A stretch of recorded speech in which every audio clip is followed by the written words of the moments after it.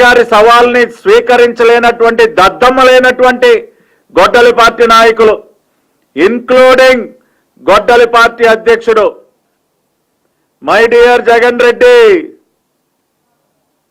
లోకేష్ గారి సవాల్ స్వీకరించలేనటువంటి నువ్వు, ధైర్యం చేయలేనటువంటి నువ్వు ఇవాళ కోర్టుల్లో పిటిషన్లు వేయించి ఏదో ఒక రకంగా నీ కడుపు మంటను చల్లార్చుకునేటటువంటి ప్రయత్నం చేస్తున్నటువంటి నీకు ఒక చెంపపెట్టు లాంటి పరిస్థితి నిన్న హైకోర్టు ఏమని అడిగింది? నిజంగా నకిలీ సర్టిఫికెట్లతో ఉద్యోగాలు పొందారని చెప్పి మీరు ఆరోపణ చేస్తున్నారు. ఆధారాలు ఏవి అని అడిగారు. మన దగ్గర లేవు. ఒక్క ఆధారం కూడా న్యాయస్థానానికి చూపించలేనటువంటి పరిస్థితి. నిజంగా నకిలీ సర్టిఫికెట్లతో ఉద్యోగాలు పొందితే దానికి సంబంధించినటువంటి ఆధారాలు ప్రొడ్యూస్ చేయాలి, వారిని రెస్పాండెంట్స్గా చేయాలి, ప్రతివాదులుగా చేర్చాలి.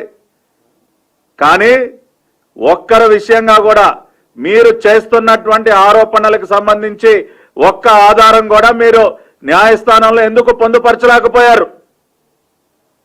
నిన్న గౌరవ న్యాయస్థానం ప్రశ్నించింది.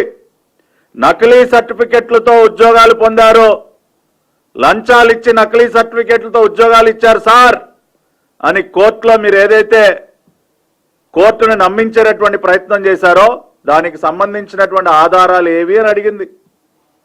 మన దగ్గర ఒక్క ఆధారం లేదు. అదేవిధంగా బాధితులే ముందుకు రానప్పుడు ప్రజాహితానికి అర్థం లేదు. ఇవాళ సూటి ప్రశ్నలు ఇవన్నీ కూడా గౌరవ హైకోర్టు మిమ్మల్ని అడిగినటువంటి సూటి ప్రశ్నలు. మరి వేటికి కూడా సమాధానాలు చెప్పలేక కోర్టులో తలదించుకోవాల్సినటువంటి పరిస్థితి దేనికి వచ్చింది? ఇవాళ గౌరవ న్యాయస్థానం చాలా విషయాల్లో నిన్న స్పందించింది. అభ్యర్థుల్ని భయపెడుతున్నారంట. నిజంగా అభ్యర్థుల్ని భయపెట్టే పరిస్థితే ఉంటే ఒకటి కాదు, రెండు కాదు, 5-6 సార్లు సీనియర్ ఉన్నతాధికారులు, ఐఏఎస్ అధికారులు కోన శశిధర్ గారు కానీ, రావత్ గారు కానీ, అజయ్ జైన్ గారు కానీ, ఇటువంటి వారందరూ, శాప్ ఎండి గారు కానీ, ఇటువంటి వారెందరో ప్రెస్ మీట్లు పెట్టి క్లారిఫికేషన్స్ ఇచ్చి పాయింట్ టు పాయింట్ ఇంకా ఏమన్నా ఉంటే కూడా మీరు రండి క్లారిఫికేషన్స్ ఇస్తామని చెప్పి నిజంగా అభ్యర్థుల్ని భయపెట్టి నిర్బంధించే పరిస్థితే ఉంటే మీరు రండి మీ డౌట్స్ అన్ని క్లారిఫై చేస్తామన్న పరిస్థితి ప్రభుత్వం వైపు నుంచి ఎందుకుంటుంది? ఒక్కసారి మీరు ఈ ప్రక్రియ మొత్తం కూడా గమనించండి. పూర్తి పారదర్శకంగా అత్యంత ట్రాన్స్పరెంట్గా లోకేష్ గారి సారథ్యంలో మరి డిఎస్సి, మెగా డిఎస్సిని కండక్ట్ చేయడం జరిగింది.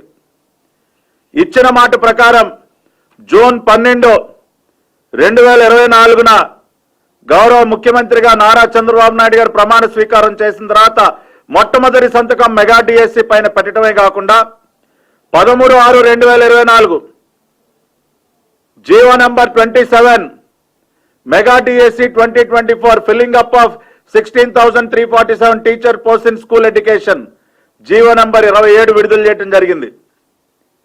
ఇదయ్యా ఇచ్చిన మాట నిలబెట్టుకోవటం అంటే ఇది.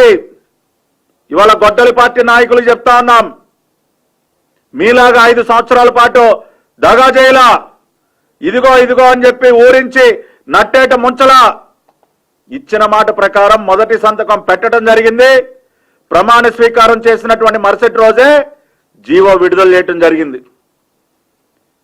ఆ తర్వాత 24/2025న నోటిఫికేషన్ విడుదల చేయడం జరిగింది. దాదాపు 3,36,300 మంది అప్లై చేయడం జరిగింది.